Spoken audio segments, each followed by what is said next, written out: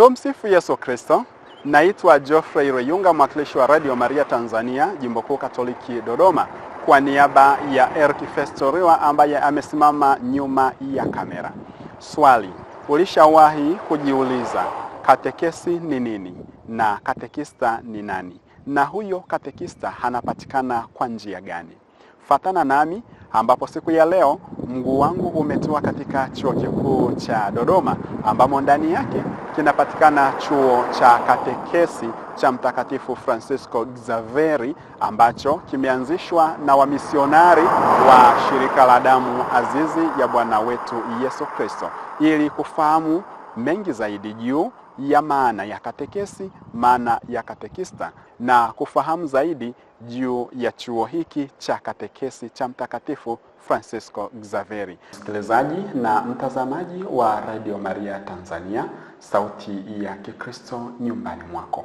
Katika safari zetu za uinjilishaji kama wanautume wa Radio Maria Tanzania, za kupita majimbo mbalimbali kwenye taasisi mbalimbali, na ndipo tukapata fursa ya kukutana na chuo cha katekesi cha Mtakatifu Francisco Xaveri, chuo kikuu cha Dodoma, yani UDOM, ndani ya Jimbo Kuu Katoliki Dodoma.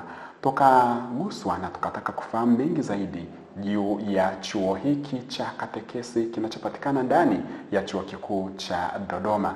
Na kufahamu mengi zaidi, siku ya leo tunakutana na mkurugenzi pamoja na mkuu wa chuo hiki cha katekesi cha Mtakatifu Francisco Xaveri UDOM, ambaye atatuelezea mambo mengi zaidi, na ni kwa nini katekesi na ni kwa nini chuo cha katekesi katika maeneo haya.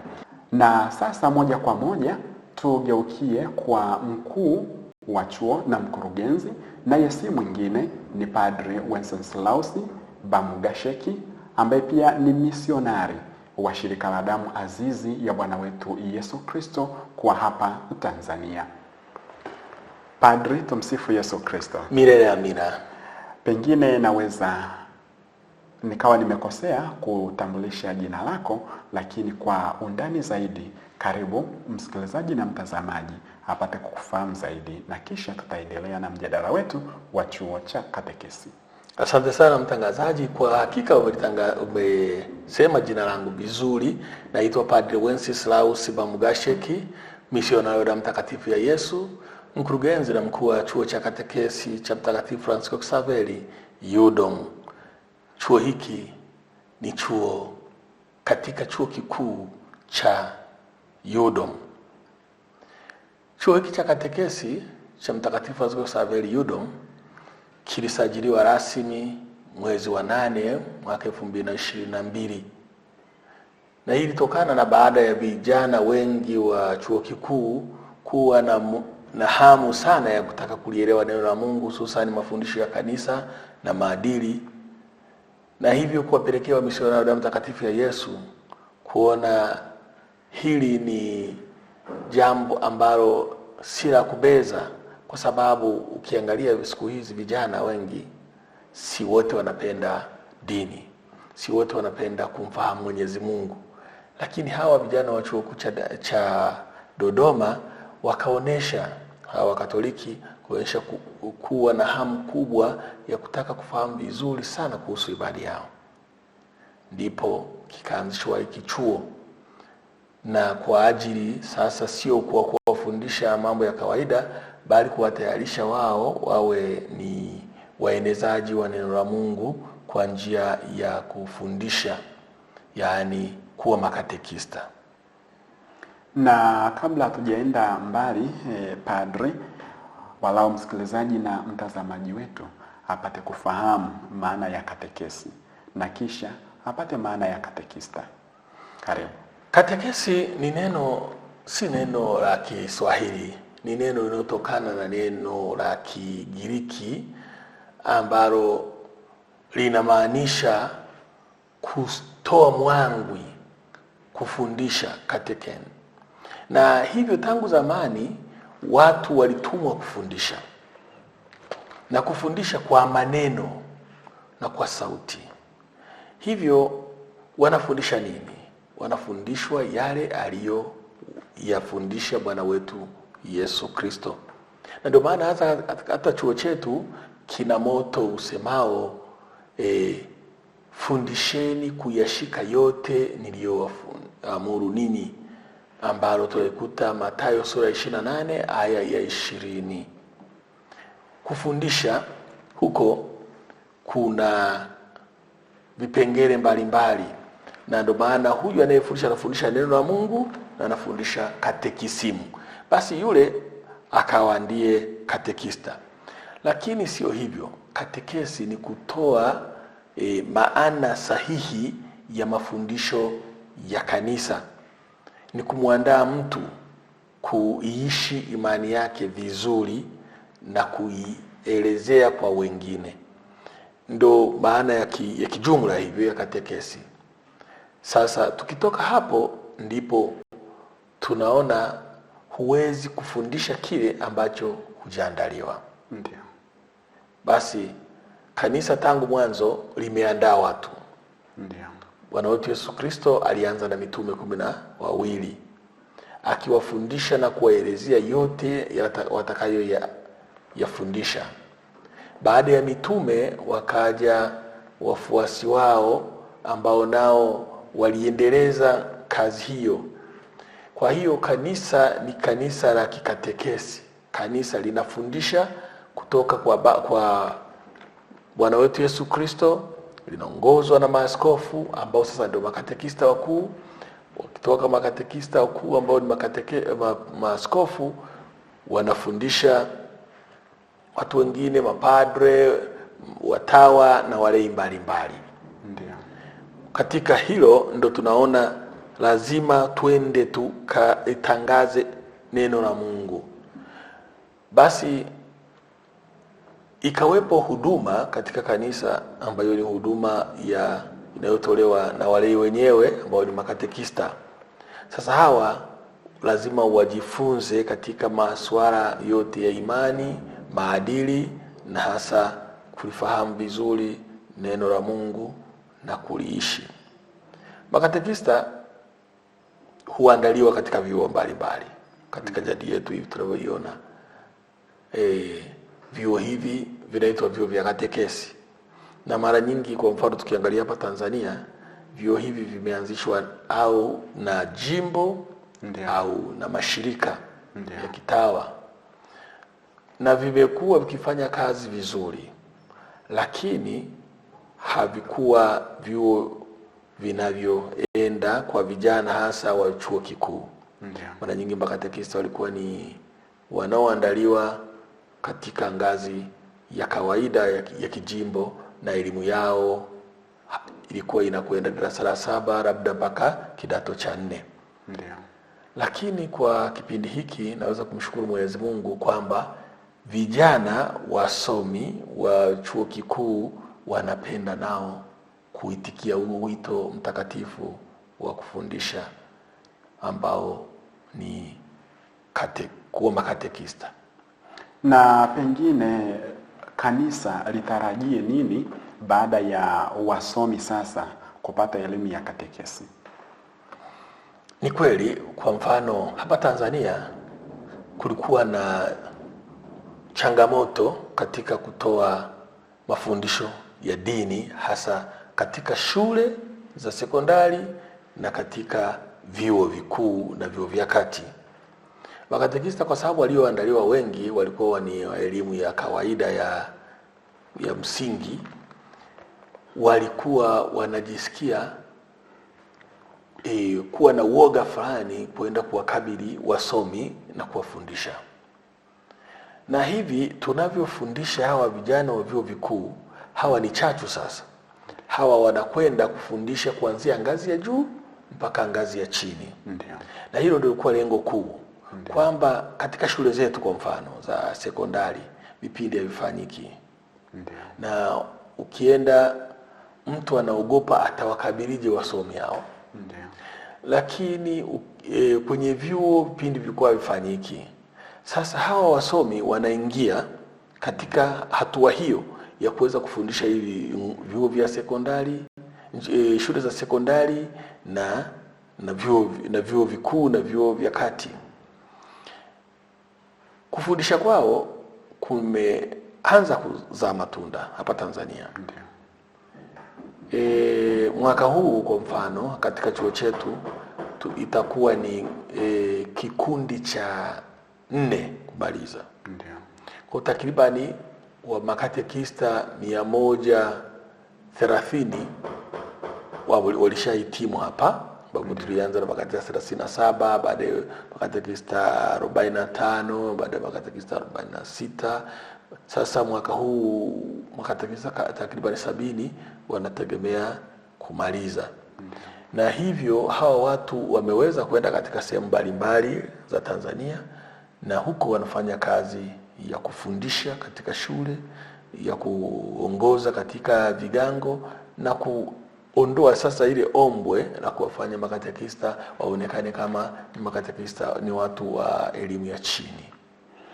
Asante sana Padri. Pamoja na mafanikio hayo ya idadi kubwa ya makatekista ambao tayari wamekwisha kuhitimu katika chuo hiki cha katekesi, ni mafanikio gani mengine kama shirika lakini pia kama chuo mmeyapata kutokana na uanzishwaji wa chuo hiki cha katekesi?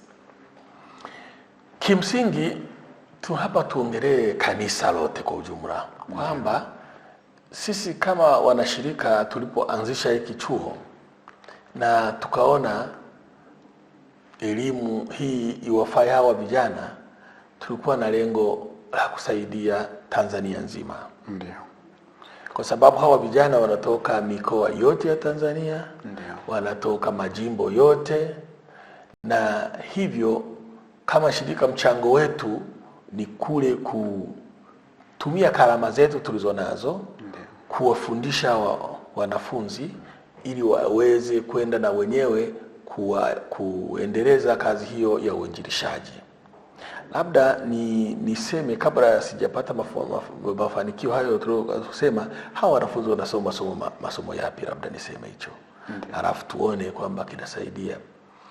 Kwa kawaida kozi hii inachukua miaka 2 na au 3.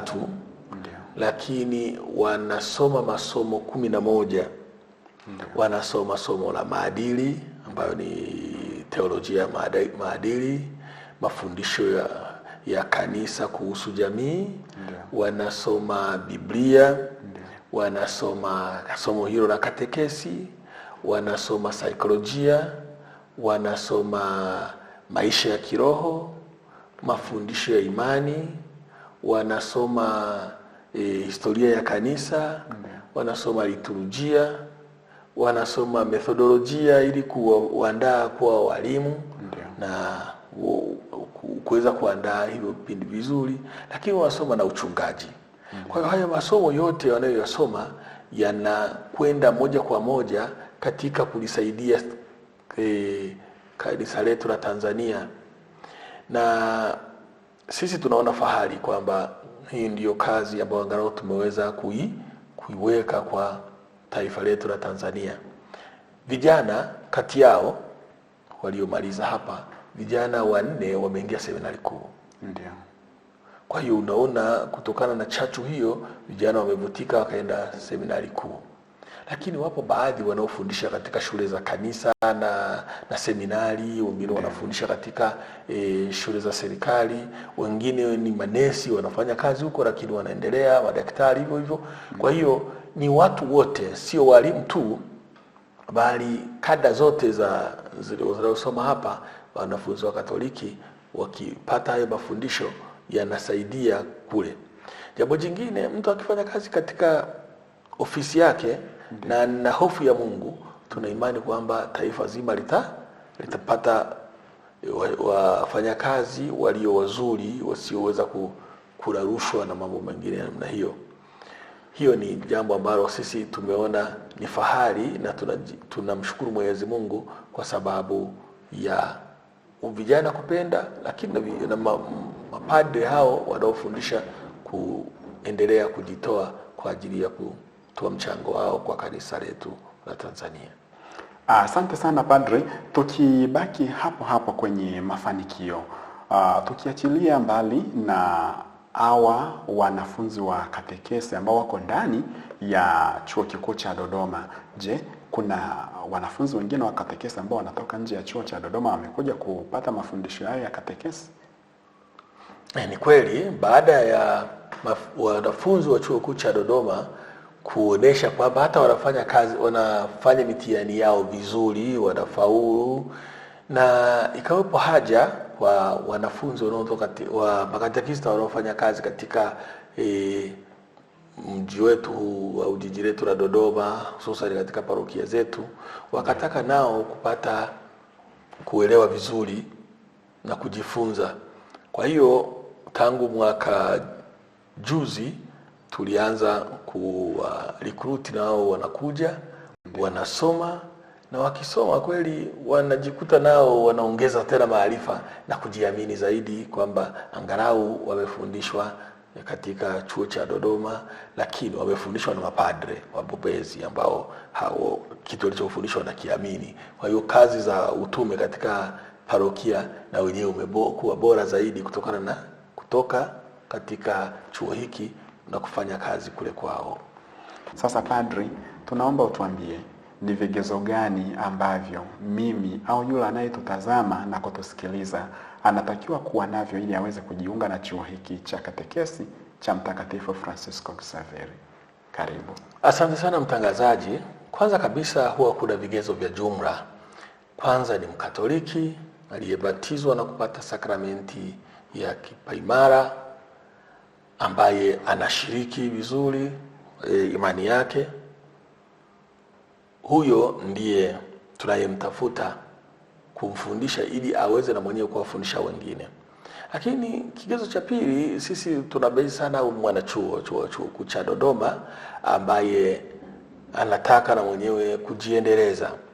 La tatu, lakini kwa sababu kuna dirisha jingine la watu kutoka sehemu nyingine, nao wanakaribishwa.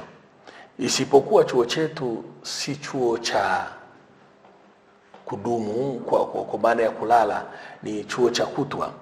Kwa hiyo mtu akiwa na uwezo wa kukaa mahali karibu akahudhuria vipindi, anaweza kujifunza na kuelewa vizuri. Lakini pamoja na hayo, tunayo programu nyingine ambayo inawafaa watu wote sasa. Ndiyo. Hii programu inafanyika mwezi wa 8 na wa 9. Programu hii unakuja miezi hiyo miwili, tunaiendesha nje ya campus za chuo. Ndiyo. Ili watu wote waweze kufika, ambapo tunaiendesha katika nyumba yetu ya malezi Miyuji. Ndiyo. Lakini ikiwa ni mwendelezo wa chuo hiki cha katekesi.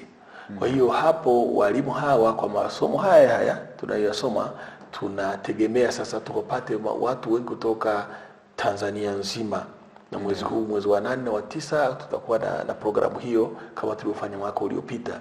Ndiyo. Baada ya kufanya hiyo programu ukaiendeleza, mwisho unaweza kufikia kwa muda wa miaka 3 unaweza kupata kigezo cha kupata hiyo cheti cha katekesi au diploma ya katekesi. Na tunapoelekea tuko katika kukamilisha hiyo syllabus ili waweze kuwa wanapata diploma ya katekesi, kwa sababu vigezo tunavyo, kwa walimu wapo, mtaala ndio unaokamilishwa, ili kama baraza la maaskofu wakiupitisha, basi unakuwa ndio wa kutumika kwa ajili ya chuo cha katekesi. Kwa hiyo program zote hizi mbili za kuja hapa kwa kusoma na baadaye kujiendeleza zaidi katika miezi hiyo miwili bado zinatumika vizuri kwa ajili ya watu wote kupata mang'amuzi na elimu ya kutosha. Na kabla tujaenda kwa upande wa changamoto, sisi kama waumini, lakini pia nyinyi kama waanzilishi wa chuo hiki, tuna mtazamo gani? Au kwa miaka ya mbele tukitazame chuo hiki cha Mtakatifu Francisco Xaveri kwa picha gani? Chuo cha Mtakatifu Francisco Xaveri kwa kweli ni ndoto inayoendelea. Sisi kama wamisionari wa damu takatifu ya Yesu tunatumwa na tunakwenda kueneza eneo hiyo, tangaza ufalme wa Mungu kwa mataifa yote. Na ndio maana tukiendelea kama Mungu akitujalia, kwa sababu sasa hivi tuseme kinachotupa changamoto, labda ni changamoto, kinacholetwa ni changamoto kidogo, ni kwamba hiki sisi watu hawasomi kwa kulipa ada hapa tukiwepo wanafunzi wa chuo. Lakini tukipata hawa watu wengine wakatuchangia kidogo, tunaweza kuwafikia watu mbalimbali na elimu hiyo wakaipata. Ni wazi vyuo vipo, lakini sisi tunahitaji kuonyesha tofauti kidogo wa watu kupata elimu ya kina, sio tu ile ya kuwepo chuoni na kusema kwamba umekamilisha. Hapana, watu wapate elimu kama zilivyo elimu nyingine. Mazingira tunayo ya kufanyia, tukiwepo kama mfano niliposema pale katika nyumba ya malezi Miyuji, tunaweza kuendeleza kwa watu ambao si wana chuo kikuu cha Dodoma. Kwa sababu ya chuo kikuu cha Dodoma iko kwenye programu ambazo kwa kweli mtu anaenda na masomo yake, alafu anaenda anaongezea masomo ya katekesi. Kwa hiyo huwezi kuwabadilisha. Lakini mwishoni, kama walivyotuomba watu wadau mbalimbali, tukitengeneza hiyo programu ya diploma na tukaandaa vizuri, yawezekana kutokana na sisi tulivyo tukapata sasa makatekista wengi waliosoma kwa ngazi ya diploma ambao wanaweza kwenda pote, kwa sababu sasa hivi dunia imebadilika. Zamani mtu aliweza kuongea kwa kutumia vitabu. Siku hizi watu wanapaswa watumie mitandao, watu wanapaswa wafundishwe kwa wakati fulani online. Kwa hiyo ukipata katekista aliyeandaliwa, anaweza kufanya kazi hiyo vizuri. Na tubaki hapo, tumejiandaje kuitumia teknolojia ili kuweza kuwafikia watu wengi zaidi, au tuna mtazamo gani juu ya matumizi ya teknolojia? Tukichukulia kwamba tuna redio Mwangaza, lakini tunataka zaidi tutumie hata teknolojia hizi za kidijitali, hasa kutoa vipindi mbalimbali, masomo mbalimbali katika mitandao hii ya kijamii. Lakini na kuwafanya hawa watu ambao wameandaliwa waweze na wenyewe kuwa wa kutoa mafundisho sahihi katika mafundisho kwenye masomo haya, mitandao ya kijamii. Maana wakati fulani humo wapo wanafundisha watu, lakini sio wafundisho kamili. Kichwa kinaweza kuwa kizuri tu, lakini anachokifundisha ni upotofu. Sasa tukiandaa watu, hiyo ndio la kwanza. Tuandae watu ambao wanaweza wakayasoma hiyo kwa mtandao wa kijamii, na wenyewe wakaweza hata kutoa michango yao sahihi katika hiyo. Na hilo limeshawezekana. Vijana wengi ambao wamesoma hapa, ukiona wanaweza kufundisha kitu ambacho kina maana kidogo katika mitandao ya kijamii kuliko wakati kabla walikuwa hawajaanza kusoma. Asante sana. Ni kushukuru sana Padri. Tumeona mambo mengi sana na ni mazuri, lakini penye mazuri hapakosi changamoto. Ni changamoto gani tangu kuanzishwa kwa chuo hiki mmekutana nazo, na mmejipangaje kukabiliana nazo, na zile ambazo mmezitatua kwa namna gani? Karibu Padri. Changamoto ya kwanza ambayo kwa kweli tunaipata ni ya kiuchumi. Unapokuwa na vijana 70, na unajua hao vijana 70 lazima walipie pesa kwa ajili ya mtihani, unapata changamoto katika kufikiria kwako. Lakini tunashukuru kazi ya Mungu inaendelea. Unaweza ukawepo hapo ukamuomba mtu akakupatia 500,000, mwingine akakupatia 300,000, mambo yakaenda. Tukijua zamani kanisa lilikuwa lina misaada mingi kutoka Ulaya, na ilikuwa inasaidia. Lakini siku hizi misaada imepungua, watu hawezi kutoa misaada hiyo. Hilo ni challenge ya kwanza ambayo tunaipata kwa kuwafundisha hao vijana wa vyuo vikuu. Kwa sababu huwezi kuambia walipe. Ukiwaambia kwamba lipeni ada, na sisi tunaitoa kama somo la dini, lakini la dini hilo muandaa mtu awe mtu mzuri na kwa kufundisha. Kwa hiyo unaleta unaonekana kama unatafuta biashara. Sisi lengo ni kwamba neno la Mungu lifike. Kwa hiyo kwa chuo kikuu hatutozi senti hata moja. Lakini hilo limetupa, yani unapotoka damu na jasho, mwishoni unapata furaha. Vijana wanaotoka hapa wanaonyesha commitment kubwa. Wanakwenda, wanafundisha, na mtu anasema mimi kwa kweli nakumbuka, nikiweza mimi labda ninaweza nikawa mfadhili wenu na nyinyi nikatoa. Kwa hiyo unaliona hilo, unaona mtu anajisikia kuwiwa kutokana na hilo. Hiyo ndio faida tuliyopata kwa challenge hiyo. Challenge nyingine ni kwamba sisi hapa tunaofanya ni wamisionari wa damu takatifu ya Yesu, ambao ni mapadre na wanaweza wakati fulani wakahama wakaenda mbali. Hilo inaweza ikawa ni kigezo kingine.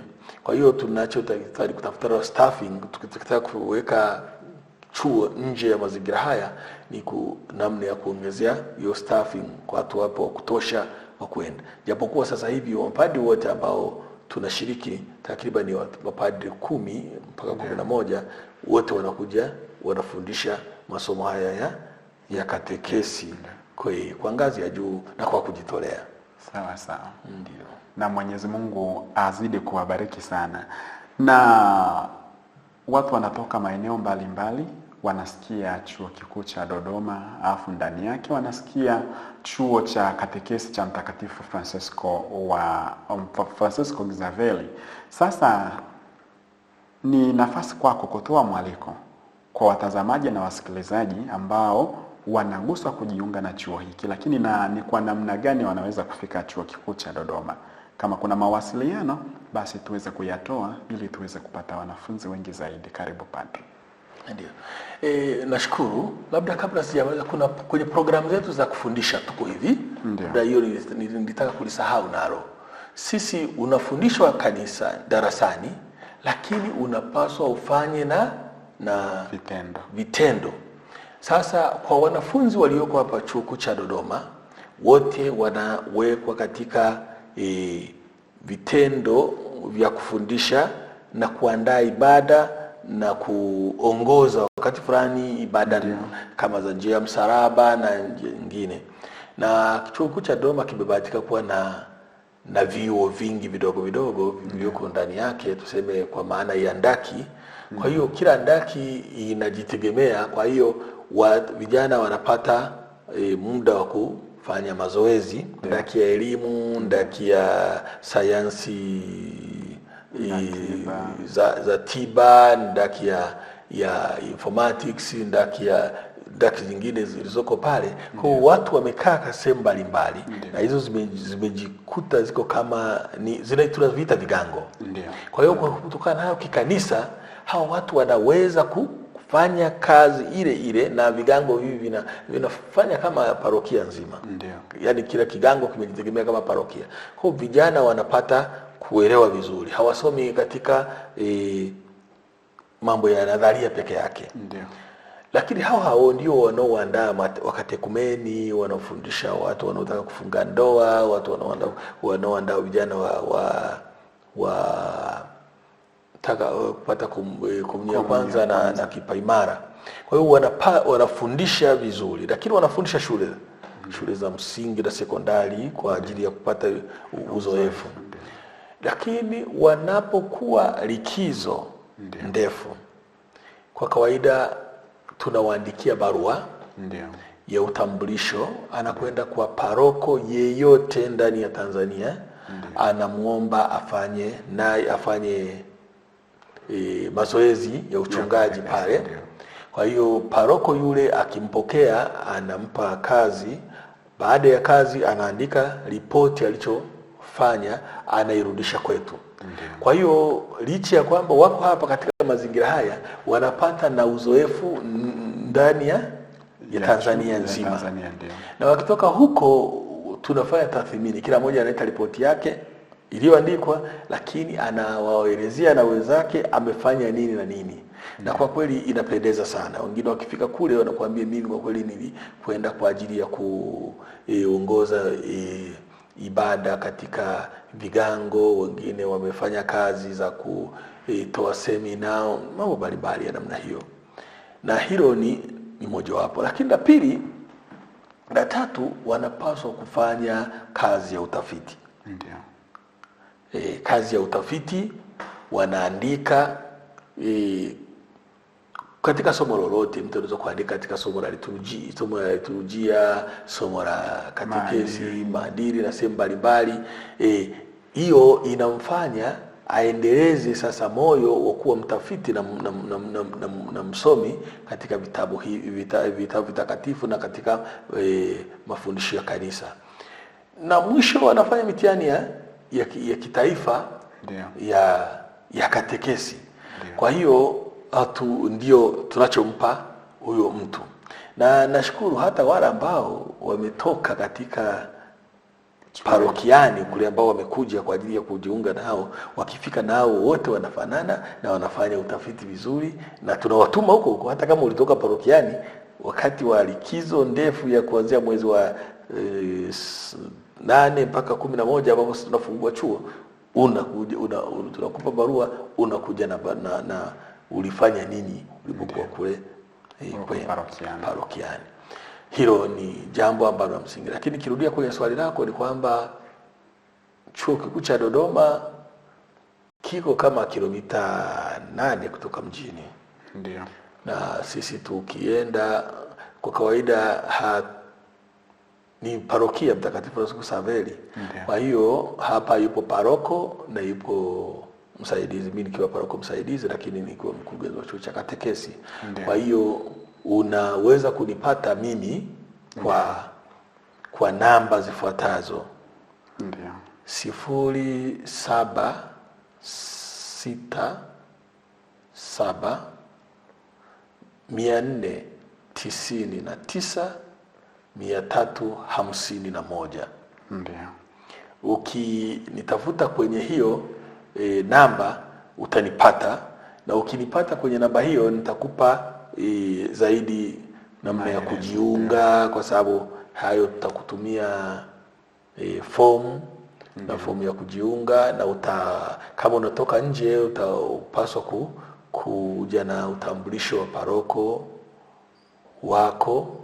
Lakini uje na vitambulisho cha ubatizo, cheti cha ubatizo, na hasa na cheti chako cha NIDA, ili tukuelewe kwamba wewe ni Mkristo ambaye kweli unataka kujiunga katika chuo hiki. Chuo ni cha kutwa kama nilivyokwisha sema, lakini tunawakaribisha nyote tuje tuieneze neno la Mungu, tuwafundishe vijana waweze kupata maadili, tuwafundishe watu waweze kumfahamu Mwenyezi Mungu. Na kweli jamii yetu sasa hivi inahitaji watu wenye hofu ya Mungu na watu wenye kufahamu yale yote ambayo Bwana wetu Yesu Kristo alitufundisha na kanisa linafundisha nini. Asante sana Padri.